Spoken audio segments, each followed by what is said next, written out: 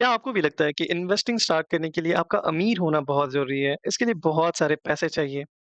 अगर हाँ, तो ये सबसे बड़ा भ्रम है आपका। क्योंकि ये सच है कि आप सिर्फ़ 500 या हज़ार रुपए से अपनी इन्वेस्टिंग जर्नी को स्टार्ट कर सकते हो।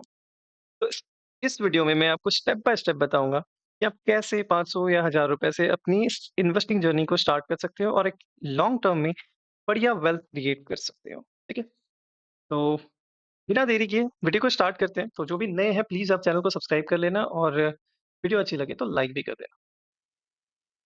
मिथ ये बहुत बड़ा मिथ है कि आपको बहुत सारे लाखों रुपए चाहिए, ओके? 500 या हज़ार रुपए की छोटी रकम से भी अपनी इन्वेस्टिंग जर्नी को स्टार्ट कर सकते हैं, ओके?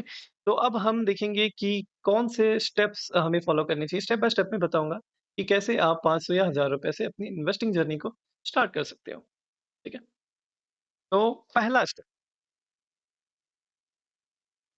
तो जब आपके पास 500 या हज़ार रुपए की सेविंग होती है, हर महीने आप उतना इन्वेस्ट कर सकते हो, तो आपको जो स्टेप है पहला वो क्या करनी है कि आपको कभी भी रैंडम कोई भी स्टॉक नहीं चुनना है, ठीक है?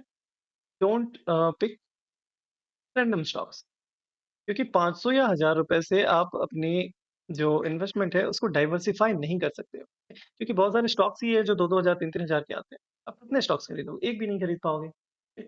उसके लिए क्या करना चाहिए आपको? सबसे बेस्ट जो फ़ॉर्मूला है अगर आप छोटे पैसे से इन्वेस्टिंग जर्नी स्टार्ट करना चाहते हो तो आपको करनी चाहिए SIP, mutual funds. Okay, mutual fund में आपको एसआईपी करनी चाहिए। एसआईपी क्या होता है? हर महीने आप कुछ पैसे जो म्यूचुअल फंड आपने चुना है उस पे आप इन्वेस्ट कर सकते हो। तो ये पहला स्टेप है। ठीक है ना? तो 500 या हज़ार रुपए जो भी आपने डिसाइड करा है उसको उसका आप एसआईपी कर सकते हो म्यूचुअल फंड्स में।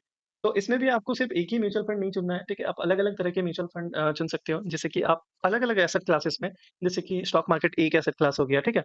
बॉन्ड मार्केट एक एसेट क्लास हो गया, ठीक है? तो इस तरह से प्रॉपर्टी का जो मार्केट है वो एक एसेट क्लास हो गया, कमोडिटीज़ हो गया, सारे में आप इन्वेस्ट कर सकते हैं। ये तो 500 या हज़ार रुपए से ही आप सारी मतलब एसेट क्लासेस में अपने पैसे को डाइवर्सिफ़ाई कर सकते हो बहुत ईज़िली म्यूचुअल फंड्स के थ्रू। और इसके बेनिफिट्स भी बहुत सारे हैं म्यूचुअल फंड्स के कि सबसे पहली बात तो डाइवर्सिफिकेशन हो जाएगा आपका कम पैसे में। आप बहुत सारे ऐसे स्टॉक्स जिसका प्राइस ही है 70-80 हज़ार उस स्टॉक्स में भी आपके पैसे इन्वेस्ट हो जाएँगे।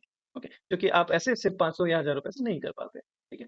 दूसरा होगा क्या कि एक्सपर्ट लोग आपके पैसे को इन्वेस्ट करें क्योंकि आपने इन्वेस्टिंग अभी स्टार्ट करी है। आपको उतनी जानकारी है नहीं और ऑफ़ कोर्स जिन्होंने 10-15 साल अपने दिए हैं इन्वेस्टिंग सीखने में या जिनको एक्सपीरियंस है वो आपसे बेहतर स्टॉक पिकिंग करेंगे या आपसे बेहतर इन्वेस्ट करेंगे। ठीक है? तो रिटर्न जो होंगे वो भी आपको बेटर मिलेंगे। ठीक है? जो आप खुद से करते हो उससे। एक तो 500 या हज़ार से खुद से करना बहुत मुश्किल है, डाइवर्सिफ़ाई नहीं कर पाओगे।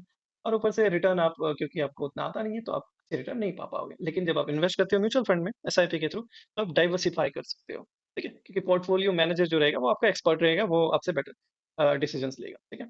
बस ये है कि उसके बदले में आपको उसके एवज़ में एक छोटा-सा छोटी-सी फीस आपको देनी पड़ेगी 1% या 0 पॉइंट कुछ परसेंट के आस-पास वो फीस लेते हैं, ठीक है? आपके पैसे को मैनेज करने की, ठीक है? और ये पहला स्टेप, ठीक है? दूसरा स्टेप स्टेप बोले या एडवाइस ठीक है? कि आपको रेगुलर रहना मतलब अगर आप एसआईपी करते हो, तो आपको हर महीने एवरी मंथ आपको एसआईपी को अपनी कंटिन्यू रखना है। ये नहीं कि 1 महीने किया फिर छोड़ दिया, ओके? क्योंकि इससे क्या होता है ना कंपाउंडिंग का इफ़ेक्ट। आप छोड़ दोगे 500 या 1000 में तो उसमें बहुत ज़्यादा पैसे नहीं बनेंगे, ठीक है? कंपाउंड होके भी क्योंकि बहुत छोटा अमाउंट है ना। लेकिन अगर आप हर महीने 500 या 1000 रुपए इन्वेस्ट करते हो ना, तो लॉन्ग टर्म में वो कंपाउंडिंग इफ़ेक्ट आके वो पैसे बहुत बड़े बन जाएँगे लॉन्ग 10-20 साल बाद आप जब देखोगे तो आपका इन्वेस्टमेंट बहुत बड़ा हो जाएगा, ठीक है? तो रेगुलर रहना बहुत ज़रूरी है, ठीक है? और तीसरा जो एक एडवाइस मेरा रहेगा जो भी बिगिनर्स है जो इन्वेस्ट करना चाहते हैं, तो आप एक इमरजेंसी फंड ज़रूर बना के रखिए, ठीक है? अब इमरजेंसी फंड क्यों बनाएँ? इन्वेस्टिंग से अलग जो भी आपकी सेविंग होती है उसमें से कुछ पैसे आपको इमरजेंसी फंड के लिए रखने हैं, ताकि जब भी आपको अचानक से ज़रूरत पड़े इमरजेंसी में तो आपको अपनी इन्वेस्टमेंट को ना निकालना पड़े। होता क्या है कि बहुत सारे लोग पैसे इन्वेस्ट तो करते हैं लेकिन जैसे ही ज़रूरत पड़ी थोड़ी-सी भी, तो वो अपने इन्वेस्टमेंट को जो भी म्यूचुअल फंड में डाला या स्टॉक्स में इन्वेस्ट किया है, कहीं भी इन्वेस्ट किया है उसको निकाल देते हैं, ठीक है? तो फिर आपको फ़ायदा नहीं होने वाला। ठीक है? क्योंकि बीच में ही आप निकाल लोगे तो गलत टाइम पे आप निकालोगे तो वहाँ पे आपको वैसे रिटर्न नहीं मिलेंगे, ठीक है? तो अगर आप इन्वेस्ट कर रहे हो तो आप ये सोच के चलो कि उस पैसे को मुझे छूना भी नहीं है, ठीक है? जो भी आपने डिसाइड किया है 10 साल, 20 साल जो भी प्लान है आपका, तब तक के लिए उसको भूल जाना है, ओके? तो उसके लिए आपको एक इमरजेंसी फंड रखना बहुत ज़रूरी है, ठीक है? ताकि वो इन्वेस्टमेंट आपका जैसे का तैसे रहे, इन्वेस्टमेंट बना रहे और उसको निकालने की ज़रूरत नहीं पड़े। बार-बार उसको निकालोगे तो फिर कभी पैसे नहीं बना पाओगे आप। मैंने बहुत सारे लोगों को देखा है, मैंने अपने ही दोस्तों में और रिश्तेदारों में देखा कि इन्वेस्ट तो करते हैं, बट जैसे इमरजेंसी पड़ती है, ठीक है? तो वहाँ पे लॉस में पैसे को निकाल लिया। ओके, अच्छा खासा प्रॉफिट था, लेकिन अचानक से ज़रूरत पड़ी, तो इमरजेंसी फंड नहीं था, पैसे सारे निकाल लिए वहाँ से, ठीक है? थोड़े बहुत प्रॉफिट या लॉस में निकाल लिया और फिर मार्केट उसके बाद ऊपर गई, अच्छा खासा प्रॉफिट दिया, बट वो निकल चुके थे और दोबारा फिर इन्वेस्ट भी नहीं कर पाए। तो ये चीज़ आपको हमेशा ध्यान रखनी, कम ही इन्वेस्ट करो, बट ऐसा पैसा को इन्वेस्ट करो, ठीक है? कि जिसको आपको निकालने की ज़रूरत, भूल जाओ उसको। तो ये 3 4 चीज़ें हैं जो कि बहुत इम्पोर्टेंट है, और बिल्कुल आप 500 या हज़ार रुपए से इन्वेस्ट कर सकते हो। आप ये मत सोचो कि 500 या हज़ार में क्या हो जाएगा, बट आप जब रेगुलर इसको इन्वेस्ट करते रहोगे ना, तो लॉन्ग टर्म में ये 500 या हज़ार रुपए कंपाउंड इफेक्ट, कंपाउंड होके बहुत अच्छा खासा वेल्थ आपको बना के देगी, ठीक है? तो इसलिए, और इन्वेस्टिंग में ये ज़रूरी नहीं कि आप कितने पैसों से स्टार्ट कर रहे हो, ठीक है? कितनी जल्दी स्टार्ट कर रहे हो आप, ये इम्पोर्टेंट है। तो ये बहुत ज़रूरी चीज़ है। धीरे-धीरे आप इसको बढ़ा भी सकते हो, बढ़ाओ तो बहुत अच्छी बात है, लेकिन कम से कम स्टार्ट तो करना चाहिए ना। स्टार्ट आप कम से ही करो, कोई प्रॉब्लम नहीं। और टेक्नोलॉजी आजकल इतनी एडवांस हो गई है कि आजकल आप फ़ोन से ही इतने इन्वेस्ट कर सकते हो। तो आराम से आप छोटे-छोटे पैसे से म्यूचुअल फंड में अगर आप जाओ, तो ₹100 ₹500 मिनिमम अमाउंट रहते हैं इन्वेस्ट करने के लिए। तो आराम से आप 3-4 म्यूचुअल फंड्स में इन्वेस्ट कर सकते हो, डाइवर्सिफ़ाई कर सकते हो अपने पैसे को, ओके? तो ये हमने देखा कि किस तरह से आप 500 या हज़ार रुपए से इन्वेस्ट कर सकते हो अपने पैसे को। पहला पहली एडवाइस क्या थी कि आप क्या करो, म्यूचुअल फंड में एसआईपी करो। वो भी एक नहीं, 2-4, जैसे कि जिससे कि अलग-अलग एसेट क्लासेस में आपके पैसे डाइवर्सिफ़ाई हो जाए, ओके। दूसरा जो एडवाइस था वो क्या था कि रेगुलर रहो, बीच में आपको छोड़ना नहीं है, ओके। जो डिसाइड किया है हर महीने, क्योंकि लॉन्ग टर्म में रिटर्न उसी बेसिस पे मिलेगा, ओके? और धीरे-धीरे उसको इंक्रीज़ करने की कोशिश करो।